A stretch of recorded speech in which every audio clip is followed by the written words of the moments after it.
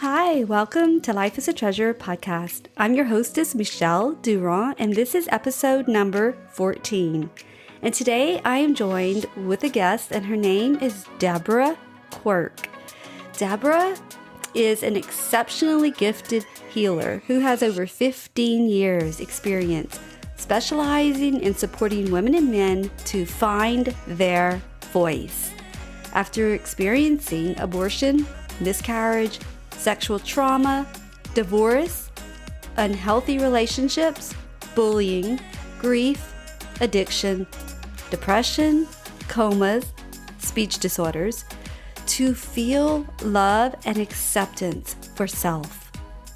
Having experienced adoption, sexual trauma, abortion, and addiction herself, Deborah knows how debilitating shame can be.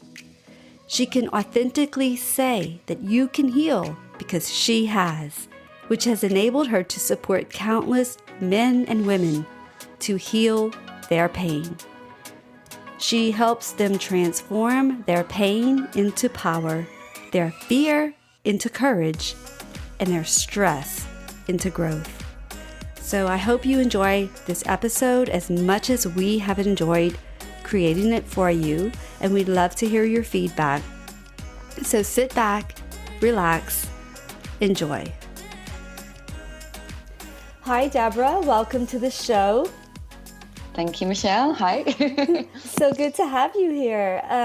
Thank you. Deborah is in New South Wales, Australia, and we are recording this remotely. But I just want to say thank you to a very special friend of mine, Tracy Swainson. So Tracy helps women who's had miscarriages, and she messaged me and she said, you need to meet this lady. She helps women who've had abortions also. And so I connected with you, and I am so honored to have you here today, Deborah. Oh, thank you. I felt the same when your friend connected me, said I have a friend that does similar work. I thought, yeah, brilliant. You know, I was really excited to connect with you too. So thank you for inviting me onto this podcast. You are so welcome. Thank you for taking the time to come on so early in the morning, because when you live across the world, we're like opposite time zone, opposite sides of the world. Yeah. So, yes, I'm feeling a little bit sleepy, but you'll wake up once you start sharing. You're going to wake up. I will. Because this is your passion. And I just love that about you. And so I'd like to start off by asking you, what is kinesiology? Oh, kinesiology. So it's kind of a combination of ancient Eastern philosophy and modern science. So what I use is a tool called muscle testing. And what that does is it taps into the subconscious mind. So, you know, we have our conscious mind of choice. You know, we chose to come on this podcast together. Mm-hmm. And then we have our subconscious mind that doesn't judge, it doesn't choose, it only reacts. And it is really powerful because what it does is it stores every single experience we've ever had in our lives and how it made us feel. So if we don't have, you know, the tools or the strategies to be able to process those feelings, what will happen is they start to accumulate and they start to show up as either physical symptoms in the body or the stressful relationships in our lives. And, you know, we're not the physical symptoms. We're not the stressful relationships. But that's where the challenge comes in for us, Michelle, because we don't perceive the truth. We perceive what we believe. And so what I will do is I will support people to bridge that gap, to have an awareness, to have an understanding, to acknowledge some of the things that might have caused them stress that they haven't yet processed. So when you get triggered in the present moment, it could be a sound, a smell, a color, something you taste. It's normally because there is a subconscious reactive pattern that is still alive and it just needs to be processed. So you're not reliving anything, you're observing. Yeah, it's got a completely different energy. Wow, so interesting. I love the work that you do. What led you on this path to find this tool? My own experience of having an abortion, if I'm honest. Okay. I was about 27 years old. I was in Australia as a backpacker at the time. I met this guy, he was Irish. And naive, but when you have sex that's unprotected, what's going to happen? And I fell pregnant, and I would say it was probably one of the hardest decisions I ever had to make in my life. And it's that unknown, isn't it? You don't really know how you're going to feel afterwards. How can you know? You've never experienced it before. So I kind of went into it kind of knowing that it wasn't, the right choice for me at that time. Even said to the guy, I feel this is right for me. And he's coming from an Irish background, and the Irish stance on abortion. And so, I remember going to have the abortion, and then afterwards, it's interesting, you don't always, I wasn't really maybe that aware of how much it had impacted me until one day I was at work and I just couldn't stop crying all the time. And my boss at the time kind of took me to one side, and we're still friends to this day. And I was only just thinking the other day how grateful I am that he did that for me. He was the one that pushed me to go and see someone. And so there I went to see a kinesiologist. And it's interesting that it took me on this journey, because one of the things that she said to me is, you've got a lot of anger inside you towards men. Mm-hmm. And I said, oh, I don't think so. And then she muscle tested and she said to me, and she said, oh, no, it wasn't your anger. It was your mother's anger. And this is the thing that led me to kinesiology, if I'm honest. She said to me, your mother was either raped or attacked. And I didn't know at the time. I was thinking, and this could have put me on another spiral. But luckily, for some reason, I'm still here to tell the story. But the thing that led me to the kinesiology is I need to know if that was the truth. So I know now, obviously, with my healing, that yes, you can take on emotions from generations, but to say very specifically you were raped or attacked was a very strong statement. Yeah. So I would never do that. I would never put those words into someone else's mouth. But I actually was suicidal, if I'm honest. I couldn't stop the mind chatter. And so that led me on my own journey, I think, to be able to heal myself. I'd had that experience with this one lady, and then it's so bizarre. I meet a guy, and this college keeps calling me, wanting to stay in Australia, and it was a kinesiologist. So I went along and I went to the college and I signed up that day. And it was, I reckon I had 10 years of therapy in 2 years, but it led me to where I am now, and started to realize I needed to speak about it. If I've healed, then I need to support other women. It's such a taboo subject, and you can heal. I can sit here authentically and say you can heal. Oh gosh, thank you for being so vulnerable and opening up and sharing this, because who've had an abortion also and work with women, we know that is everything you said describes very, very much common symptoms that women struggle with for years and years and don't know how to heal. And, the one question that I hear so often, almost every time, is, how do you forgive yourself? And I'm just curious, did you struggle with self-forgiveness during that time when you were suicidal? And, when you think back a couple of key points that I think made it worse for me. Everybody's experience is different. Yes. So first of all, when I was younger, my brother would have girls over to the house, and I remember I was with this guy, and I just wanted him to stay, and I was like, oh, can he stay? And my dad was like, no. And I said, why? He said, well, what is the worst thing that can happen? And I was like, I don't know. And he said, and he looked at me and he said, get pregnant. And I was like, okay. So number one, when your dad says to you the worst thing that can happen was get pregnant. So that was one of the stories I was telling myself. The second one was the shame that I'd put myself in that position. That I'd let myself down, I'd let my family down. And the third thing for me was the fact that I was adopted. Oh. So because I was adopted, my mother chose not to abort me and to give me life. Right. That spiraled me into another level of depression as well. So they were the key things. And from doing the inner work, what I've actually discovered that the feelings of shame and guilt actually started way before the abortion itself. Anyway, the abortion just basically reinforced the shame that I was already feeling. That's another common thing, that a lot of times it's not really the actual event of the abortion. It's always has started from something prior. Yes. So I'm curious, since you were adopted, why I'm just, we're going to ask you something. It's like, what was your thought process? I mean, you were adopted, so your mother chose life. She gave birth to you, gave you up. So why, when you were in that situation, I'm just curious how you processed it, like, well, I could either have an adoption or an abortion. How was that decision process? Because for me to listen to your story, I think, wow, it seems like you would have chosen adoption, but yet you didn't. So I'm curious as to why not. It's interesting. No one's ever actually asked me this question. You don't have So to I'm just going to go into a answer bit. if No, I'm actually curious because there's a bit of okay. self-inquiry going on now. Yeah. Why didn't I? You know what? It was never even an option. If I'm honest with you, I think because being adopted has actually been a struggle in itself. Okay. The inner work that I've had to do around being adopted has been massive. Okay. Massive. Not good enough, not worthy enough, not lovable. The shame, the guilt around that itself was. And then I met my birth mum 10 years ago.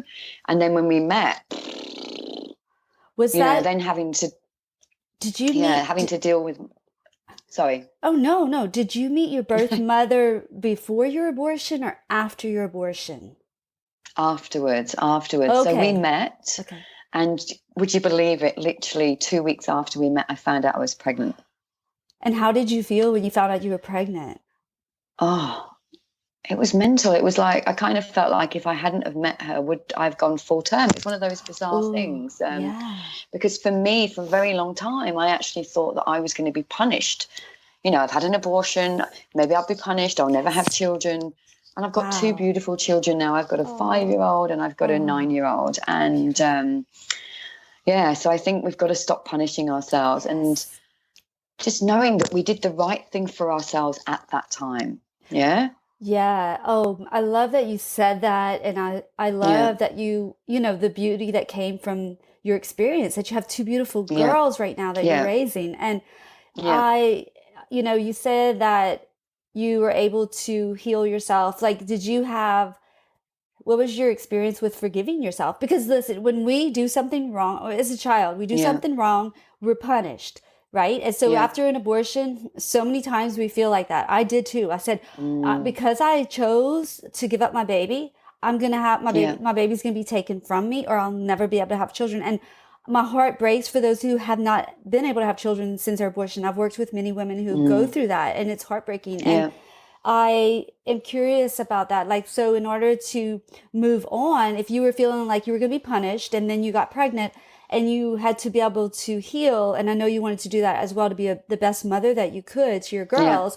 But like, how was your experience with forgiving yourself instead of thinking I had to do a lot of inner work, and a lot of those came from the belief systems. Yeah. So you've got religion, for example,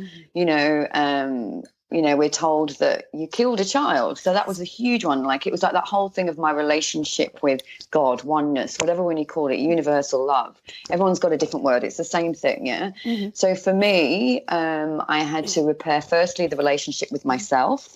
Yeah, to completely love and accept myself regardless. And as I said, that was looking at the beliefs. I'm not good enough. I'm not lovable. I'm unworthy.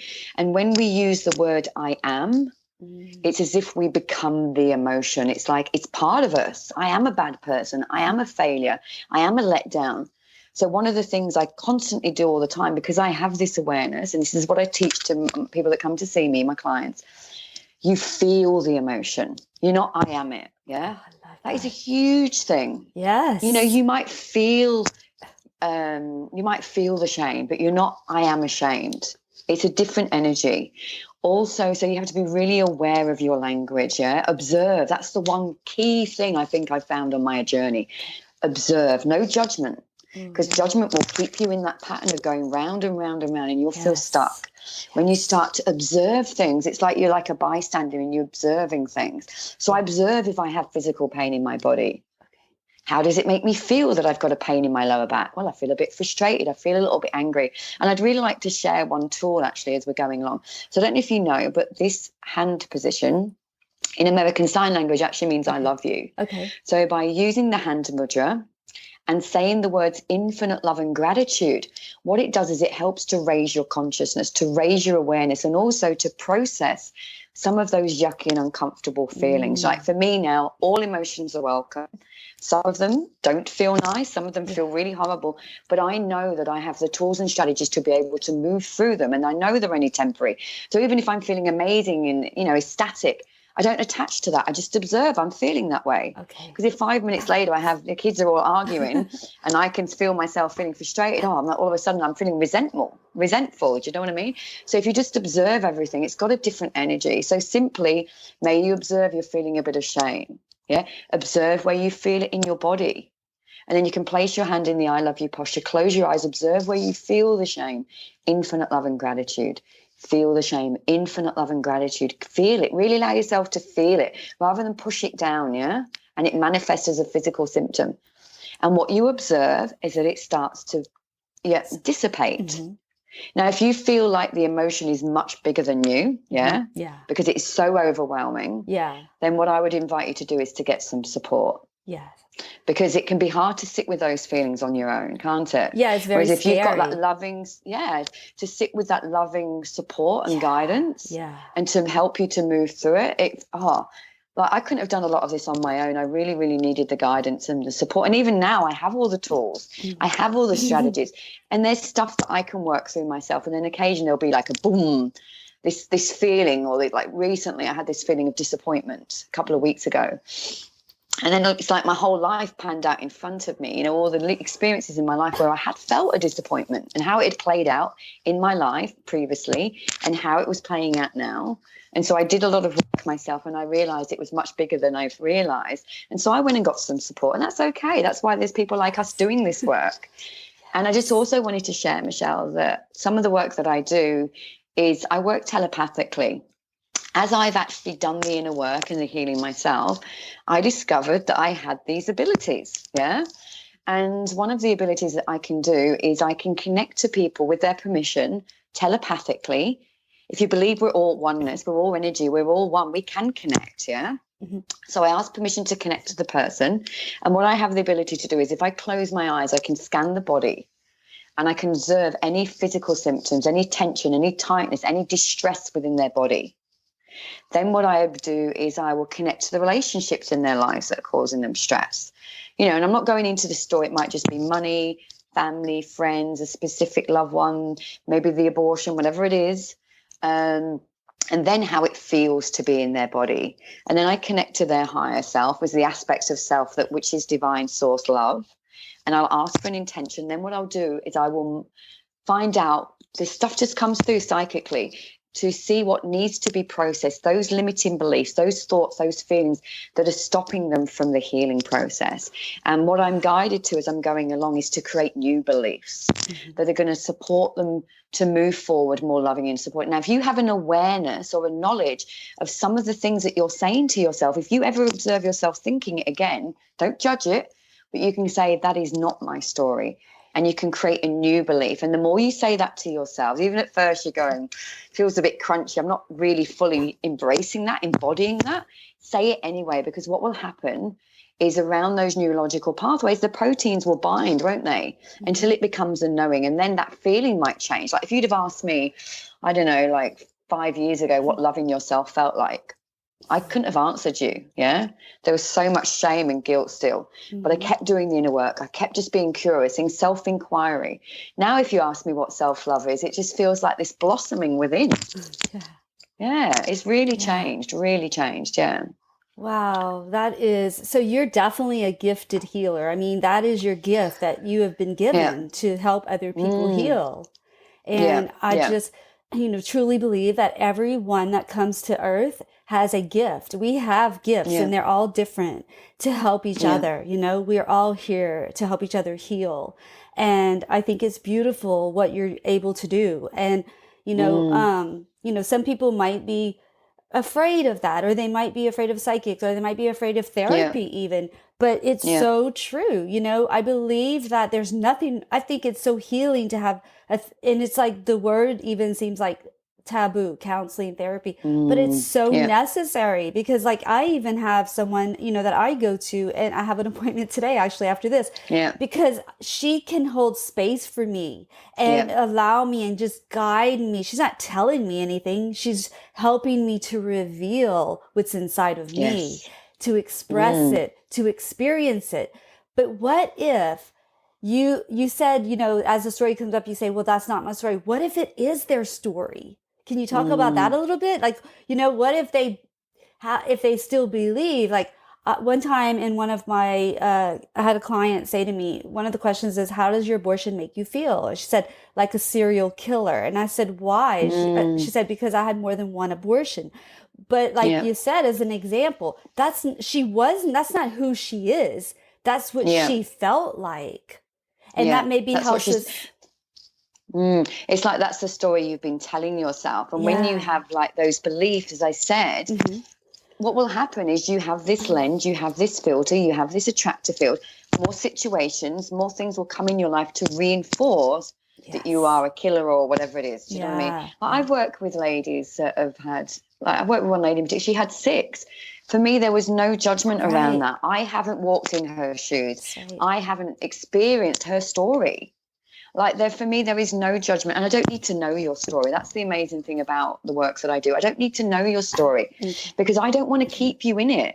For me, it's about finding the solutions that are going to support you moving forward. And it's so bizarre. This voice just kept going in my head as we were speaking for. I must remember it. But it said, when you were speaking, what I was told is I'm giving the voice to the voiceless. Oh, I love that. Yeah. Wow. This is what I was just channeled through to me. Then I'm giving the voice to the voiceless, because many women that have had abortions or miscarriage have never spoken about it, never told anyone because of the feeling of like being judged. Yeah. Oh, yeah. And I have to say, and this is just the truth, that society makes it worse, because I try to be so respectful and considerate of people's feelings. And because I have a compassion for women who've had abortions, I try not to use the word killer or murderer, but I don't have to. They hear it and see it everywhere. And like I spoke at a Walk for Life in Baton Rouge, Louisiana. I'm from Louisiana, and there were like 3,000 people there. And the thing that kept coming to me is this one person was holding up a sign, "Abortion is murder." And I addressed it. I said, yes, you hold up your signs, but you want to help women who've had abortions, but they're not going to come to you because you're holding this sign, "Abortion is murder." Like, that's not loving. That's not welcoming or inviting and encouraging healing.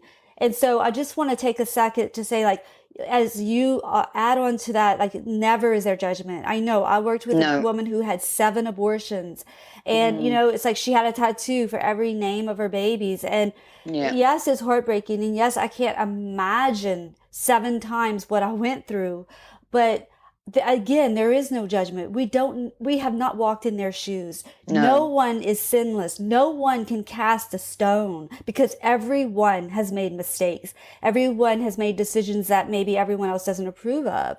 And that is what I believe hinders so many people from seeking help and from sharing their story and from, finding their voice. And I know that is one of the things that you specialize in, is helping women and men find their voice. And, do you find that your work is like a mind, body, soul, spirit, soul and spirit to me is kind of the same. Is it all in one, your work? Does it involve all 3? Can you share a little bit about that?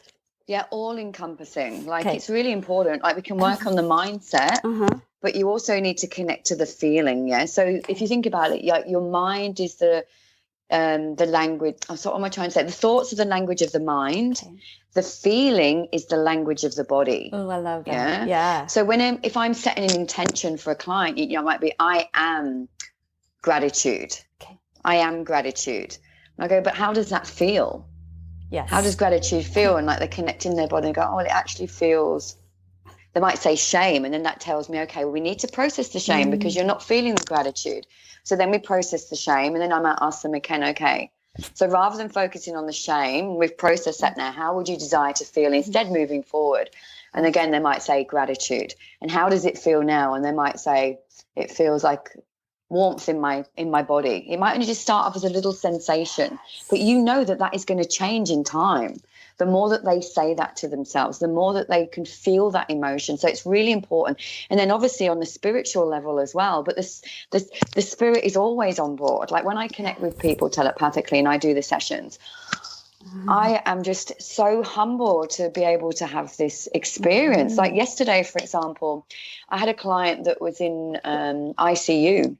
a young girl, and the medication wasn't working. I was doing the session. She had all this darkness running through her veins.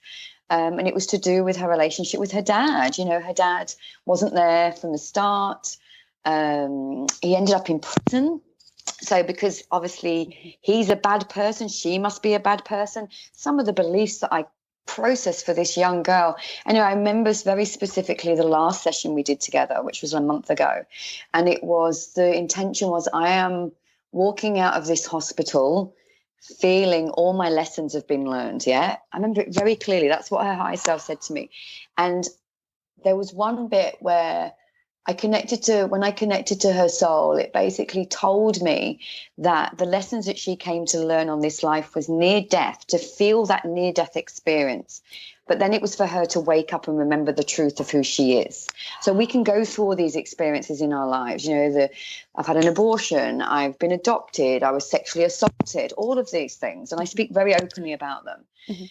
I could have chosen to go down the path of being in that darkness, feeling all those emotions, thinking, oh, why did this happen to me?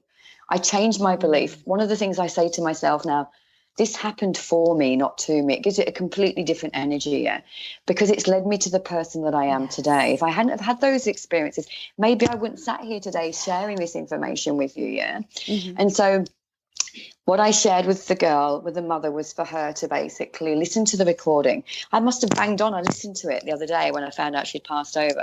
And I kept talking about how important it was to do the self-inner work as well. Observe your thoughts. Imagine yourself running. Your imagination doesn't know the difference between something you actually do or something you imagined. And I must have banged on for about 10 minutes.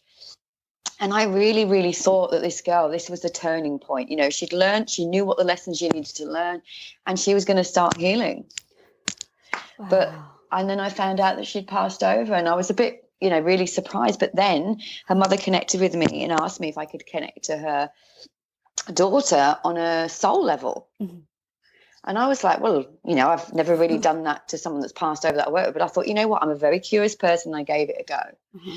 And, it was such a beautiful experience. And she shared with me how us doing the inner work, talking to her higher self on a soul level, really helped the transition from her leaving her body easily and effortlessly. Oh, wow.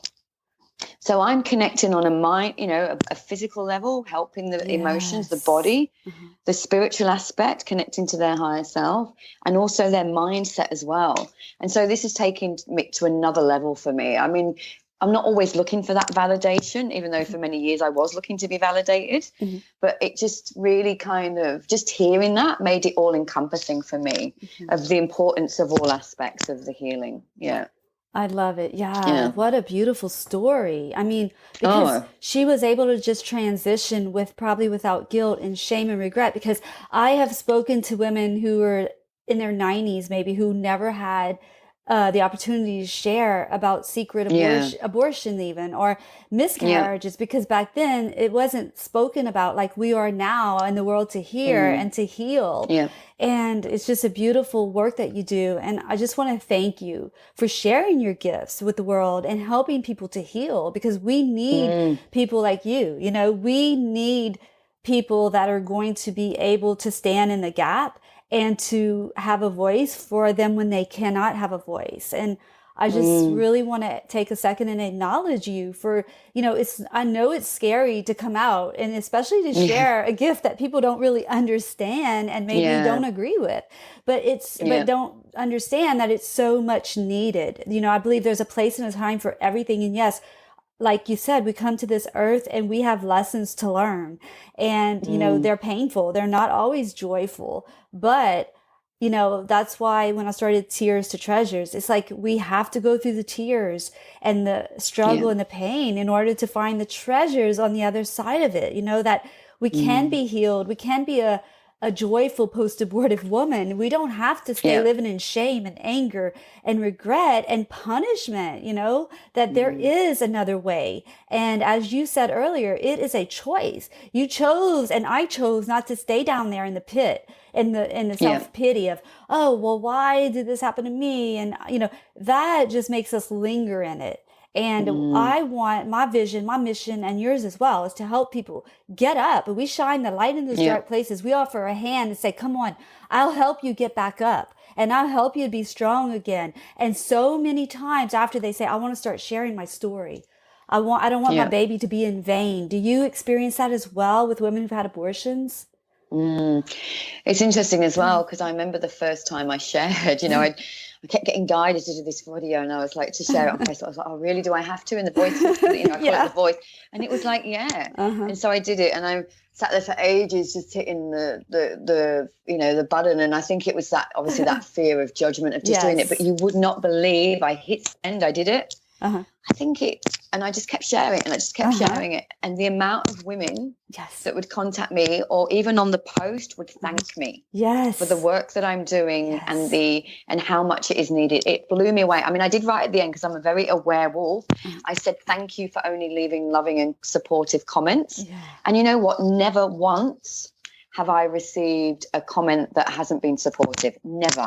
Never. And that's our fear. So there's a lot of women out there. That's what holds us back from sharing. And, the first person that I told after I had done all my inner work and my healing, and I felt like, I got to share this. I can't keep this to myself, because so many other women are where I was. And my best friend at the time, I told her, and she goes, oh no, I don't think you should share that. And I could have chosen to just, again, stay silent, not use my voice. But no, it kept pulling me to, I want you to share this with the world. Back then I was like, how am I share it with the world? This was in not in 2000, 1999. But when I did, I realized, those people started coming and saying, you're so brave. And I had an abortion too. And I realized when we start opening up, and they see us, when we're vulnerable, they see it as brave, because they want to do the same thing, but they just don't know how. And when we share our stories, it loses power over us. Yeah, I found it very humbling to get all the messages, and and then I'll be in groups of women, and I'm openly talking about it. Next thing you know, you've got like 3 women that have gone, I've had one. Yes, that's right. But maybe never shared. Or I remember very clearly when I was studying my kinesiology, and you'd have a volunteer, and I'd get up in front of the whole class, and the tutor was demonstrating, and this emotion came up really intensely, and I knew it was the abortion. I remember laying on the table, and I just thought, I can either choose not to say what it is, or I can choose to open up and just let it go. And so I did. I shared in front of the class, like, that I'd had one. And then I got off, I remember getting off the table and just sat there, and no one kind of said anything.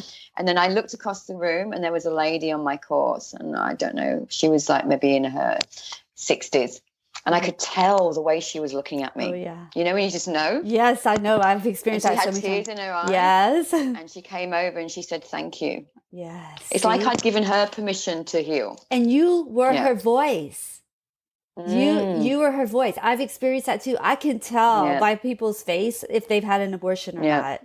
And then they'll come tell me. And I have that. It's because, you know what? We're sisters. It's like we're soul sisters. We've been through, it doesn't have to be the exact experience, but in a way it's the same. Like, we know what they feel, and our heart, breaks for them, but yet we know, and the hope that we have is that they can heal. And that's what I want everyone who's listening to know, that it doesn't matter. As I'm glad we shared about the women who've had 6 and 7 abortions. Like, some people have 2 and they feel like, oh, well, I can't really, that's really bad. This person only had 1, and she won't understand. That's not true. And I believe, and that's what keeps people stuck, is believing lies. I believed lies for so long. You believed lies for so long. But it's making that choice to say, you know what? I'm not believing these lies anymore. I'm going to get help. I'm going to reach out to someone. And what if someone's listening right now, Deborah, and they want to work with you and they want to reach out to you? Like, how can they contact you and find out more information about you? You can go to my website, which is www.deborahquirke.com. Okay. I've also got a Facebook page, which is Deborah Quirke Psychic Kinesiology. And it's the same with the psychic stuff. For a very long time, I was like, I was a holistic kinesiology, and I was thinking, I'm not going to say I'm psychic. People will think I'm woo-woo. People might stop coming to see me. Although, again, it was that same, the fear of, and then I thought, you know what? I felt like the abortion was the catalyst. If you can share with the world, Deborah, that you had an abortion, then you can do anything, like who's going to judge you? And then it was that whole thing that came up for me, which like what other people think about you is none of your business. I love and it. when I first heard that, it was like, oh, that feels a bit yucky. But I just kept exploring that. And I thought that is the truth. I need to live my truth. I am living my life authentically. Yeah. Yeah. And I owe it to myself, firstly, to love myself, but I also owe it to my children. I need to be able to show them through my experiences how it is to love yourself, because I want to break those habits and those patterns. I also then owe it to generations to come, humanity, to planetary. Do you know what I mean? We're talking on a huge level. But first of all, it's got to come for us. It's got to be for us. It's finding that value of wanting to do the inner. What is the value? And the value for me was me. Yes. Yeah, I was the value. I thought, no, I want to live a life of joy and happiness. And you know what? And then when you get to that place, you realize that you can then do the inner work from a place of joy. It doesn't have to stop now. Just because I've moved through all my stuff, it doesn't mean I'm going to stop, because I want to raise my vibration and come to another level. Yeah. So then I take myself again, I challenge myself and step out of my comfort zone and do things that I would have never have done before that would hold me back. Because I know now that I am capable. I have the courage. I step into the unknown, and that's what it's like when you're doing this inner work. You don't know what's on the other side, but when you come out the other side and you feel it's like a weight has been lifted off your shoulders, you feel more confident, more capable, and more courageous. And next time, it doesn't matter what life faces you, you will be able to have that fine inner strength from within. And that's what it's about. It's about tapping back into your intuition. So if you can connect to your body, you can start to ask, does this feel good? If it feels tight and restricted, it's probably a no. If it feels open and expansive, it's yes. But if you're scared to connect to your body because of your emotions, you're not even going to know what's right for you. Right. You're not going to be able to tap into that innate wisdom because you're scared to, because it's like, well, how will it feel? Yes. So yeah, I really encourage anybody that's watching or watching this video, this recording, or this podcast, to get some support, whether it's with me or someone locally. But as I said, like, just get the support. You don't need to suffer in silence. There's always help out there. And now there's even online therapy, and it's amazing. I used it when I was going through some anxiety and I couldn't drive. So it was awesome because you can just meet via video and get help. With the person. That's what I do, like we're doing now. Yeah, exactly. I do video calls as well. Me too. Yeah, for people all over the world. And I love it because we're not restricted anymore to location. We can help anyone in the world who wants help. So if you're listening, wherever you are in the world, there's no excuses. There's no boundaries anymore for you. There's no gates up. You have the possibilities are endless. And so did you tell your daughters about your abortion? I haven't, but the interesting thing is when I have done sessions with her telepathically, it's come up as a knowing. It's like, if you think about that environment, she would have felt the emotion, like, especially with the stuff going, like, for example, I've got my youngest, he's just started school, and there's been this real anxiety around me leaving him. And so I asked permission to connect with him, and I started doing a session. The voice that came through is, why didn't she come back and get me? Now that is my stuff. Why didn't she come back and get me? Wow. So sometimes, I've worked with children where, for example, they've known that their mother's had a miscarriage because they've been in an environment of grief and sadness. And the mother's been blown away that the fact that child knows. I said, but they feel it. They feel it, and their soul knows everything. Yes. Because we're oneness, because we know everything, anything on everything. We have the ability to tap into the infinite consciousness. So we can know, sometimes you just know stuff and you don't know how. That's why, because we are capable of doing that. And so, when we heal ourselves, we're also healing our children. So a lot of the time I'm doing work with the mother and the daughter, or sometimes I'll do healing with the child, and it's asking me to give the mother intentions to support her.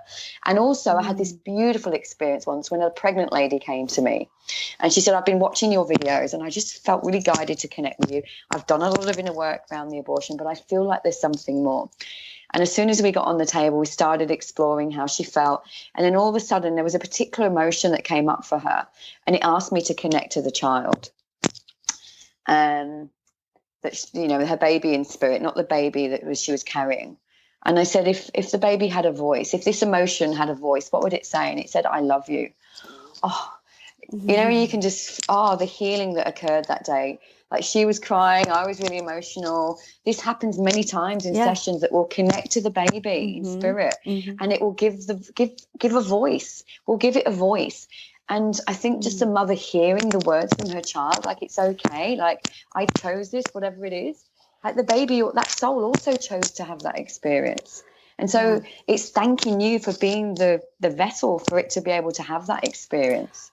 Yeah, one of the healing moments, there are so many, and there continues to be healing moments on our journey right after abortion. And one of them that was so healing was to just feel in my spirit and my soul that my baby said, I forgive you. I forgive you, mommy. So forgive yourself. I love you because I'm unconditional love, mom. And that was so healing for me to feel that. And I share that with women, that your baby forgives you. So they want you to forgive yourself. They love you unconditionally, and they want you to love yourself unconditionally. They don't hold that against us. And they don't. That is so freeing. And when a thought comes in my head, I think if I don't say it, I'll forget. But I just remember having connecting to the soul of my child, and it was really excited because I'd actually woken up and remembered the truth of who I was. Yes, exactly. And which is pure divine love. Yes, we're all made out of love. Even if we're like, I hear about, abortion should be okay in the instance of rape. Even if the pregnancy came from a rape, you're still love. You're still worthy of love. That doesn't mean that you're not worthy of love.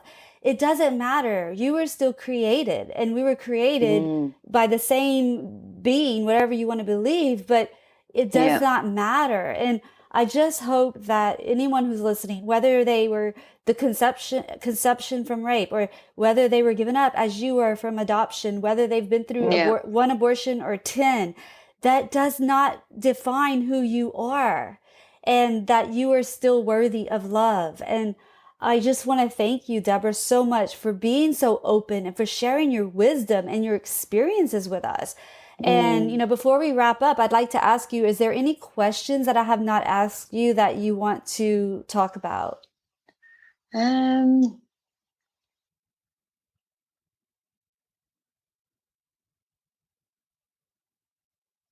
nothing else is coming through.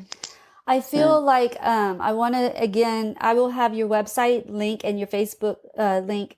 And I know your Facebook link is actually on your website, so they can also find you through that. Yes, they can. But one thing I read on your blog was that you help people take their pain and turn it into power, and their fear into courage, and their stress into growth. And I just think that is so beautiful. I got really teary there when you said that.